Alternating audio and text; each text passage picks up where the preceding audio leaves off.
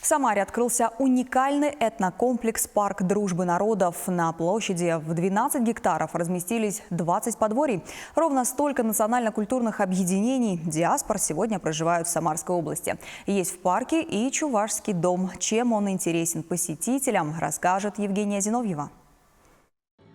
Огромная по меркам этнокомплекса территория 12 гектаров, но иначе 20 точных копий национальных жилищ с хозяйственными постройками не разместишь. А задача у познавательного и просветительского проекта масштабная. Посетители парка дружбы народов, переступив порог хаты, юрты, сакры или избы, должны, что называется, с головой погрузиться в культуру того этноса, в чей дом зашли.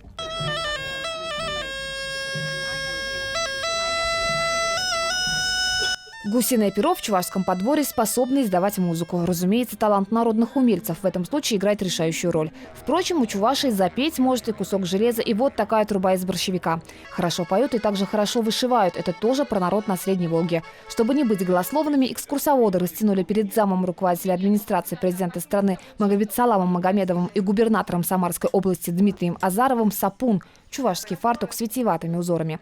Она красиво смотрится и с одной стороны, также красиво она выглядит и с другой стороны. У нее нет узлов, узелков практически нет. То есть, когда одевает, можно и той стороной было одевать.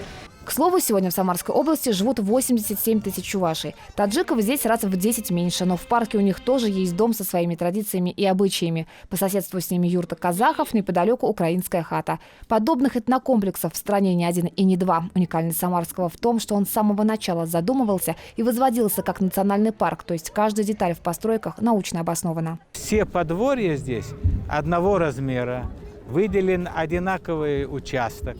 И все они созданы, организованы при серьезных консультациях с этнографами, антропологами. То есть здесь мы получили аутентичную картину традиций и культуры народов, которые живут и присутствуют в данном регионе. К примеру, проекту чувашского подворья помогали рисовать специалисты регионального института гуманитарных наук и нацмузея. Как результат, дом пятистенный, рядом пивоварня, как того требует национальная традиция. Экспонаты для чувашского дома тоже подбирались тщательно. Их искали по 5 областям. Самые древние со 150-летней историей.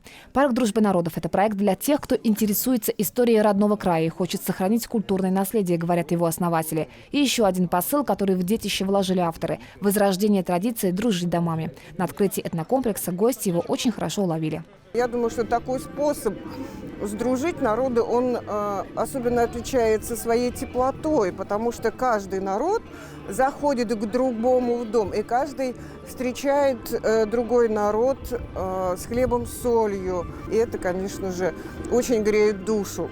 Евгения Зиновьева, Алексей Енейкин, Вести Чувашия и Самарской области.